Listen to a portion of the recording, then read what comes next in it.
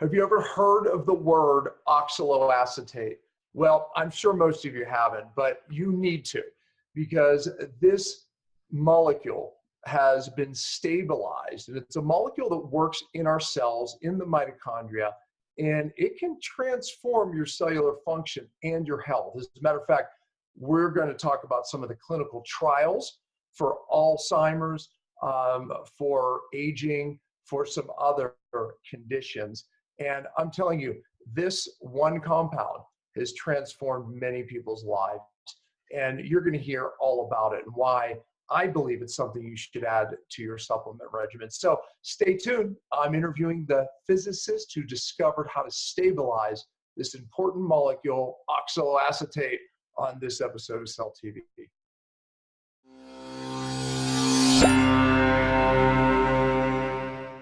Hello, everyone. Welcome to Cellular Healing TV. I'm Ashley Smith, and today we welcome Alan Cash, a physicist who has studied the energy pathways associated with calorie restriction.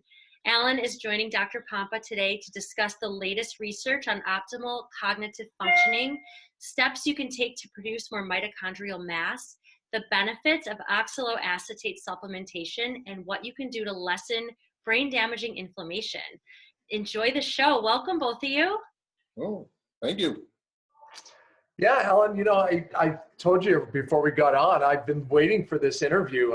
You know, I couldn't wait to do it because it's a subject that, you know, I really love and I know a lot about, but I'm sure most of my listeners don't know a lot about it. And actually in my new book, Beyond Fasting, I talked about oxaloacetate and, you know, because beyond fasting, right? I mean, fasting, what you were able to do as the developer of this, I don't know, I guess call it a molecule that mimics fasting, right? So oxaloacetate can mimic this, but let's just kind of start where you think we should start, you know, as far as, you know, what is important for people to know. But actually, let's start here. How the heck did you get into this, discovering this oxaloacetate that here on Cell TV is a big deal because this changes our cell function? Yeah, it's a pretty weird story. I was out sailing with my wife, and I came off the boat and I fell to the ground. I had this just enormous pain, you know, on a scale of 0 to 10, it was a solid 10. It was on my knees, and then it was gone. And being a guy, I just ignored it. But then it came back 2 days later, just for a short time, and then it was gone again. And then it came back in 1 day, and then it came back in 12 hours, and then it was getting worse and worse. And so my wife booked me a variety of doctors by just saying, I'll take the first cancellation. I'll take the first cancellation. And I ended up seeing 10 doctors in 9 days. I saw a neurologist, I saw a gastroenterologist, I saw a heart specialist, I saw a family physician, I saw an acupuncturist. Finally, a neurologist thought that it might be where a nerve crosses over with an artery, and the artery, as your heart beats, it starts cutting through the nerve bundle. And they said, well, it's either that or you have multiple sclerosis or a brain tumor. So I had an MRI. They didn't see anything, and that was the criteria they used to say it might be this artery impinging on a nerve. And so my wife again called up, you know, where can I find some help for this? And there were two places, the University of Pittsburgh, which, aren't you from Pittsburgh? Yeah, originally, I live in Park City, Utah now, but yes, I originally grew up and born and raised in Pittsburgh. Yeah, it turns out there's two places in the United States that specializes. Pittsburgh is one of them. The other one she called up is 2 miles away from my house. And when she called, it's at UCSD, University of California, San Diego. And when she called up, the head of neurology answered the phone and said, oh, you have what? Oh, oh, well, come in tomorrow morning. So, that's not what you want to hear, by the way. it was very surprising, but a little scary. So I went in the next day. I showed him my MRIs. At this point in time, I couldn't even talk, because when I talked, it would fire off all my nerves. It was like turning on an electrical appliance in your throat. You know, imagine Frankenstein with the two bolts coming out and putting a car charger to it. It was just horrible. And so he looked at, you know, my medical file, and he said, okay, I'll rearrange the hospital's operating schedule for tomorrow. Take these drugs, just get through the night, and we'll take care of you. So did that. They did a 6-hour brain surgery where they went into the back of my head. They followed the nerve till they found where it crossed over, and they pulled it apart, and they put in a piece of Teflon and sewed me back up, and I've been pain-free for about 12, 13 years now.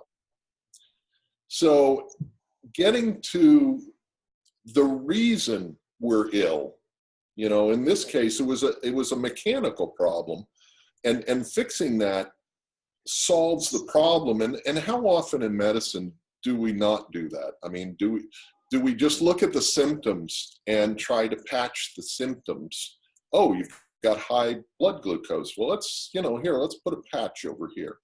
And if we could find out what's really wrong and fix it, you know, you get a long-term solution that makes you a lot happier. So I had a lot of things happen to me very favorably as a result of this. And, you know, as a physicist, I tried to figure out, why did this happen? And it appears that in aging, normal aging, our arteries get longer as we age. They have to have somewhere to go, so they just kind of fold over, and it's not a big deal unless they fold over next to a nerve bundle and start cutting it in two like a little saw. So I thought, well, why don't, you know, as a physicist, why don't I look at aging? So what we do is, in physics, is we take a lot of data and we try to find that little kernel that makes sense, that kind of describes all the data. And when I looked at it in regards to aging, what I saw is not very much changes how we age. One thing that stood out, though, was calorie restriction. Yeah, no, that's, by the way, I always say that that's really the only thing there. There's solid studies showing that if you want to age slower, caloric restriction is about it. You know, that's all I could find.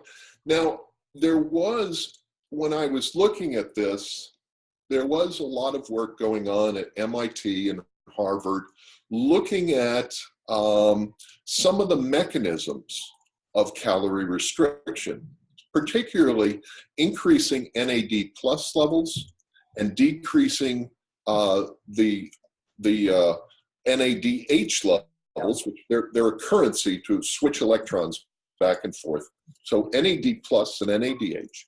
And changing that ratio seemed to be the way to affect calorie restriction, to get the ball rolling, to get the molecular cascade that occurs so that we have gene expression changes, so that we see increases in lifespan in animals, so that we see decreases in cancer incidence and neurodegeneration and many other long-term diseases in animal models. Now, will we see these in human beings? I don't know. The calorie study that was a clinical trial looking at calorie restriction in people, some of the things we did see was a decrease in fasting glucose levels. We did see a decrease in atherosclerosis, high blood pressure, just dropped down to where these people were teenagers again almost. And seeing how heart disease is the #1 killer in America, it may extend human lifespan just by being calorie restricted. Right. But it's hard. That's right. I did it for 30 days because I study this, and my wife was so happy when I stopped. Well, long-term caloric restriction is really impossible. I mean, without affecting other metabolic states, mechanisms in the cell, meaning that the body will think it's starving eventually and start lowering its metabolism further and further. And that's why it doesn't work for weight loss long-term, right? Yeah. So when I studied all this stuff on caloric restriction, I realized, okay, there's truth here. However, they were looking at animal studies. When we look at human populations, they don't do it by eating half their dinner and move it aside. That doesn't last, as you and I both found out the hard way. Yeah. But what is in humans, I find out that what does work is eat less by eating less often. Because at the end of the day, when I started squishing how many times I eat a day down into a window, at the end of the day, I always eat less, but I eat to full every time I eat. So therefore my body never thinks it's starving, and I don't get this metabolic thing. However, with that said, I have a lot of clients, my doctors have a lot of clients and patients that this is very difficult. Now, we use oxaloacetate as this leverage to really help them in this process of learning this style of eating, to eat less, really, and to live longer. Yeah, and let me talk a little bit about how we found that. In going through the literature, we saw that increasing the NAD plus to NADH ratio really starts off the calorie restriction metabolic cascade. Yeah. And so where they were going with this in Harvard and MIT, these guys are very smart. And they were doing genetic engineering to get there. And I thought, that's really clever, but it's not something we're going to do anytime in the near future. Absolutely. And so I started looking for compounds that could increase NAD levels while decreasing NADH, and preferably a natural compound, so I didn't have to go through as much hoops with the FDA, preferably a human compound so that toxicity would be less of an issue. And in going through the energy pathways, the molecular pathways, I found oxaloacetate, which is part of the Krebs cycle. And I'm not a biologist, so I sought out some help from a very, very smart guy at UCLA. He'll probably win a Nobel Prize at some point in time. But I went into his office and I kind of told him what I was thinking and why I was thinking this and how it related to the NAD and NADH ratio. And he just looked at me and got up, didn't say a word, walked out of his office. I thought I had really offended him. And all of a sudden he looks back behind him and says, well, come on. And he took me downstairs. He opens up this door, couldn't see anything behind it, big fire door. And he pulls it open and there's a huge lab there. We're in CMME in UCSD in San Diego. And he goes over to a bench and he takes his arm and he goes, and he just pushes everything aside and he goes, this is your spot. And I'm like, what are you talking about? He goes, well, we'll just get some oxaloacetate. We'll get some fruit flies and we'll see if they live longer. Let's try it. And I said, I'm not a biologist. He goes, how tough can this be? They're either alive or they're dead. So we ended up actually getting worms, little C. elegans worms, because they're a little bit simpler on the evolutionary scale. And we tested it, and the first time we tried it, we saw an increase in lifespan of like 35%. and I started to cry. My wife thought I'd lost my mind. I'm crying over worms. But it was very interesting. So we then started ordering special worms that had part of their genes deactivated, so that we could follow along the molecular pathway of how this was working, how it was turning on metabolism, how it was turning on genes, how it was interacting environment with the genes. And what we saw is the increase in the NAD to NADH ratio activates something called AMPK, which is the same thing that metformin does, which is an anti-diabetic drug. But it doesn't. That stimulates a pathway called autophagy, which basically your body gets rid of bad cells, and then it stimulates a new stem cell to replace the bad cells. Pretty magical. Yeah, and we've done some work. A lot of work has been done at the University of Kansas in preclinical work to some diseases that we're looking at.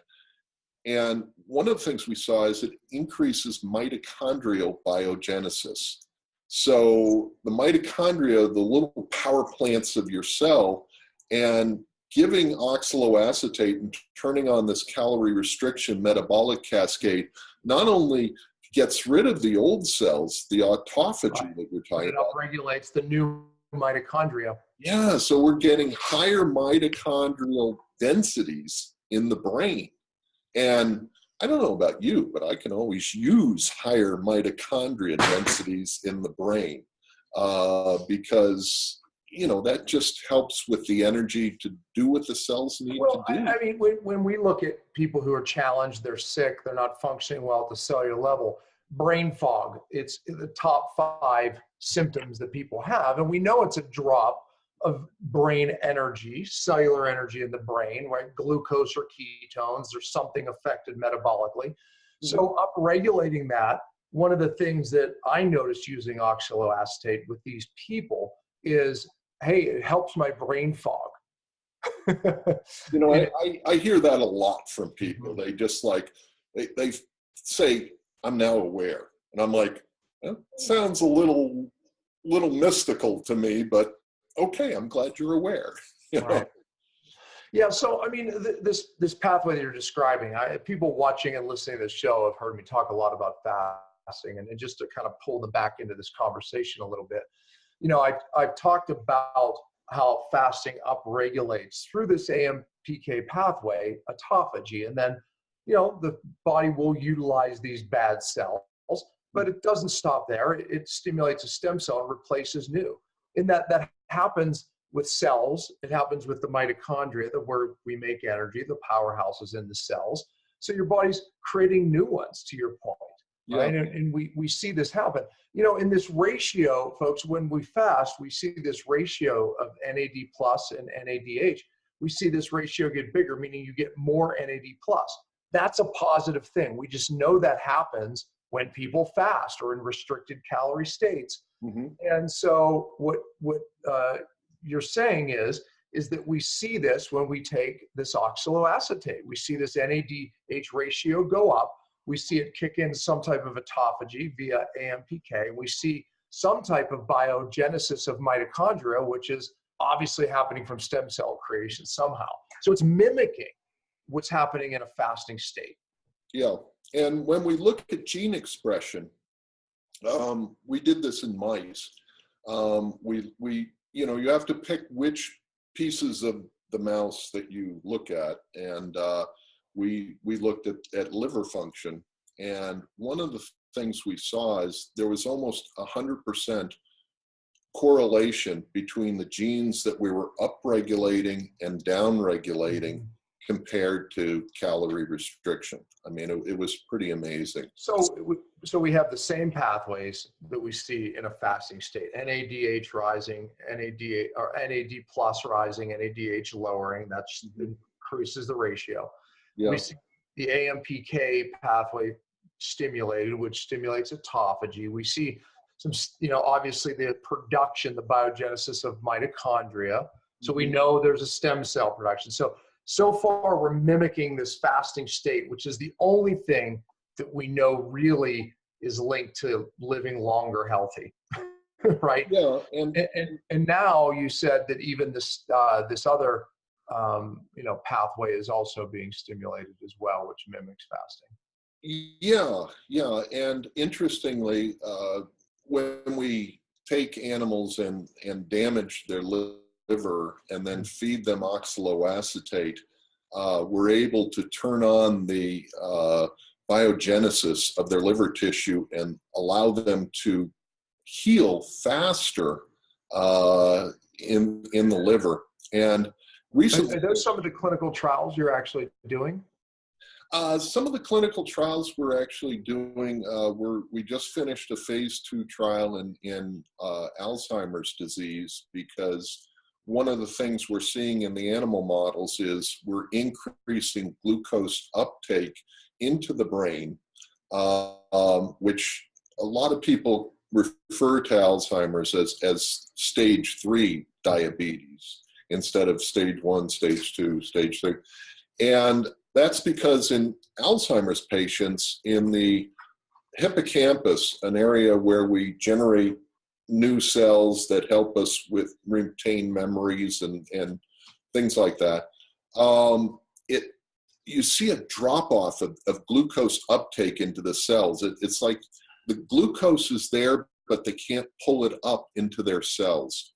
And oxaloacetate's been able to help that in animal models. So we just finished a phase 2 trial, and the interim data I can talk about. The full data has not been published yet, so I can't talk about that. But the interim data showed an increase in glucose uptake into the hippocampus and an increase in glutathione levels in the brain. So wow. Very, very exciting information and very hopeful information. We'll see how that develops further. So how does it, that makes sense of how it works in the brain. I've seen it help these people as well clinically. How does it affect the liver like that? Were you saying help regenerate the liver cells? There are a couple of things. I mean, first, it turns on the calorie restriction metabolic cascade, which, increases PGC1 alpha, which turns on mitochondrial biogenesis. It turns on DNA synthesis. And interestingly, we were a little bit concerned by that, because what if it just continues to do that? That doesn't sound good. But when the cells get to a certain density, they stop, they turn off. So it's just like a faster repair kit, which is really neat. Yeah, that's interesting. And in liver management, there have been a couple of papers now showing that oxaloacetate protects the liver from a variety of environmental toxins like chlorinated pesticides, hydrogen peroxide, a lot of free radical damage can be ameliorated with oxaloacetate. So that's very exciting too. So some of the benefits are, we talked about neurodegenerative conditions. Anywhere from Alzheimer's, you already mentioned, obviously dementia. What about Parkinson's and some of the other neurodegenerative conditions? I sell a nutritional supplement, and the supplement is not intended to prevent, treat, cure any disease. Well, I'm asking if they're doing any trials on that. So I'm not asking you that. I'm asking the more safe question. Are they doing any clinical trials with those conditions? Yes, they are. Okay. Yeah, and some of the interesting things, one of the other functions of oxaloacetate that is very unusual is that it can lower glutamate levels in the brain. Right. We see that it's called glutamate scavenging, and it happens because the oxaloacetate goes through the lower circulatory system. And as it does that, if there's excess glutamate in the presence of a liver enzyme that's pretty much always available, it's called SGOT, or now it's called AST, it binds up that oxaloacetate and makes alpha-ketoglutarate. And in doing that, it can lower excess glutamate levels by 60% in the lower circulatory system and 40% in the brain. And that turns out to be a really big deal. To give you an example, I was walking through the park in Barcelona. My middle daughter is a volleyball player, professional volleyball player. And I was waiting for a game to start and just walking through the park, looking at the architecture. I trip over a sprinkler head and I go flying forward. And so I try to run out of my trip because yeah, we've all done that, embarrassingly. Yeah. So instead of just falling down going, oh, aren't I stupid? I instead accelerate to top speed and am stopped by a granite wall, by ramming my head into a granite wall. And my wife comes around the corner. She sees this big group of people standing around this guy who's lying on the ground in a pool of blood. They called the ambulance. They didn't know how to get me out of there because this was not at street level. It was one floor down and you know, kind of in a sunken pit. And I'm a big guy, and these Spanish people were not as large as I am. And and I was just rolling on the ground. My wife took 2 BeneGene lozenges and just stuck them under my tongue. And in 1 minute, I had been going into shock, came out of it like that. I sat up, I said, okay, here's what we're going to do. And I directed my evacuation to the hospital. So bringing down glutamate levels quickly can be very advantageous in certain circumstances. And unfortunately, I had to experience that. Yeah. But in animal models, when we do closed head injury tests, you can reduce ischemia by 80% if you get oxaloacetate to them within 2 hours. Well, but somehow your wife knew that. I mean, obviously you must educate her about this. Well, we have daughters in sports, and so we always have a bag of. Right. And by the way, BeneGene, by the way, is the product that Revelation Health carries that contains oxaloacetate for those watching. Yeah. So each capsule is 100 milligrams of oxaloacetate and 150 milligrams of vitamin C. The vitamin C helps to stabilize the oxaloacetate. Oxaloacetate wasn't available until relatively recently because it is such an energetic molecule that it would break down spontaneously in a couple of weeks at room temperature into pyruvate and carbon dioxide, neither of which are all that bad, but they're not oxaloacetate. So we had to figure out how to stabilize this and keep it. We can now keep it for up to 2 years at room temperature, and that gives us a product that we can get out to the public to help them. No, it was a tremendous discovery. So I don't know if Ashley, we'll put a link to the product that we utilize with oxaloacetate and BeneGene below. And maybe there's a Revelation of Health will have a special on it. I don't know. I should have checked coming into the show, but I'm sure they will because now that I mentioned it. But no, I love the product. I think it was an amazing discovery stabilizing this. And everybody should be using it. I mean, I can just tell you clinically, I can only speak clinically. We've had great success with diabetics. We've had great success with athletes. They love it. Obviously, we talked about some of the neurodegenerative conditions. I know my docs use it for autism patients with great success as well. Head trauma, I think you mentioned it, and I may be leaving some on the plate there, but you can see if it has to do with metabolism and of the energy and glucose and fats and all that, it works. It works very well. Yeah, and it's amazing how many things relate back to that. I mean, that's kind of basic. Yeah, no, that's why I think it's an important player as far as, because it works right into that pathway in the cell that so many people have broken, Alan. That just they're having trouble utilizing glucose in the cell. They're having trouble with mitochondrial function. They're having trouble getting glucose into the brain being utilized. I mean, the list goes on. So. Yeah, it's kind of interesting. We're still finding new uses for oxaloacetate, and a lot of what we do comes from the field where our doctors will come to us. And in one case, we had a series of doctors come to us and say, I've had some women, I've given this to them because they were a little, their glucose was a little bit off, so I thought this might help them. And they came back and they said, Doc, my PMS didn't come this week or this month. And they were like, oh, fine. Just like I would be like, oh, okay, good. That's good. No, you don't understand. Yeah. Because some of these women have had serious problems, and some of them just, have mild irritation or a little bit of mild, feeling gloomy or anxiety.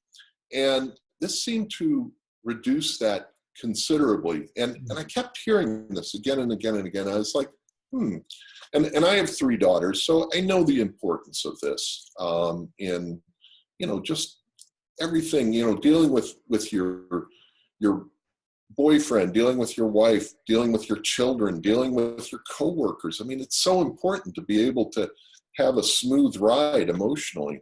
And so we decided to try it clinically. We ended up doing 2 clinical trials. We measured for anxiety, for gloomy mood, for perceived stress, and for irritation. And what we saw is we were able to reduce those levels, especially anxiety and gloomy mood, by over 50% in these women. I mean, it was life-changing for them. Wow. Life-changing. I mean, It's kind of funny. During the trial, we get these long emails, my symptoms, and and my boyfriend, and I'm going to lose my job. And then, like, a couple of months later, they'd say, okay, well, things are a lot better. And the emails would be, 1/3 the size. And then a couple of months after that, they'd just be one line, send more. No. And that's what it should be. I mean, it shouldn't be that their whole life revolves around their emotional state during that time of the month. They should be able to just blow through that and be themselves all the time. And so it's really, so after the clinical trials came out, we thought, we should have the same product, except it should be for women. So we renamed it Jubilance. And so we have both BeneGene on the market and Jubilance on the market for women. And we are just getting a lot of thank you notes. Yeah, no, exactly. I hope we carry the Jubilance. I think Revelation Health does. But anyways, yeah, that's fantastic. And I know my doctors, they utilize this product as well, and we see similar results. So what's the dosing? I mean, if someone's watching this, I don't want to have to answer a zillion emails. Where should they start? And is it different? Do you need higher doses with, say, dementia, Alzheimer's people versus, say? Well, as a nutritional supplement, I can't really go into that. I mean, I know in the Alzheimer's trials, we're looking at very high dosage. But, so just speak what was being used in the trial. And again, that's not what BeneGene or Jubilance is looking to do. BeneGene is around 100 milligrams. We're treating in these trials at 2,000 milligrams, so it'd be the equivalent of 20 capsules a day, which is quite a bit. But if you've got a serious neurological condition, you may be willing to do something like that. It's interesting with the emotional PMS, and we've tracked that down to, it seems to be a lack of glucose in the cerebellum, in the back of the brain. And if we give women who have emotional issues during that time PET scans and look at normal controls, you see a statistical difference, whereas the women who have these emotional issues have huge glucose utilization. And this is probably also why they're reaching for chocolate bars or ice cream or other carbohydrates to try to get that glucose into their brain. They're hangry. Well, you know what's funny is I have a principle, my diet variation principle, and the monthly principle. We up the carbohydrates the week before their period, healthy carbohydrates, and we know that hormone conversions are actually needed. So women do need, for multiple reasons. You're giving us even another one why women will crave carbohydrates around the period. Especially, we have a lot of women who are on very low carb diets, and they seem to mess up their whole month hormonally unless they run the healthy higher carbs the week before their period. So it's hormonal and brain. Yeah. So what the oxaloacetate appears to be doing is in the liver, it's the first step in a process called gluconeogenesis, where your body will take your fats, your fatty acids, your triglycerides, and turn them into energy so that you can utilize it in your brain. And if you don't have enough oxaloacetate, you're going to be deficit in that. So just a small amount seems to be very effective in these women. Yeah, I mean, typically we're dosing, 300 milligrams, 100 to 300 milligrams. I mean, we see a positive result, but maybe a good strategy too is dosing high during that time for women, right? I mean, dosing a little higher that week before. They seem to be okay at 100 to 200, 1 to 2 capsules a day. Yeah. Okay. Yeah. I mean, we had phenomenal. I mean, the p-values, which look at how certain your statistics looked, how sure you are of your answer. I mean, the p-values were 10 to the -5. I mean, it was just phenomenal, the response that we had with this. Now, with other conditions, you may want to increase the oxaloacetate higher. If you're trying to do something for someone's neurology, maybe trying to do some liver repair or trying to do some detoxification, oxaloacetate works amazingly well to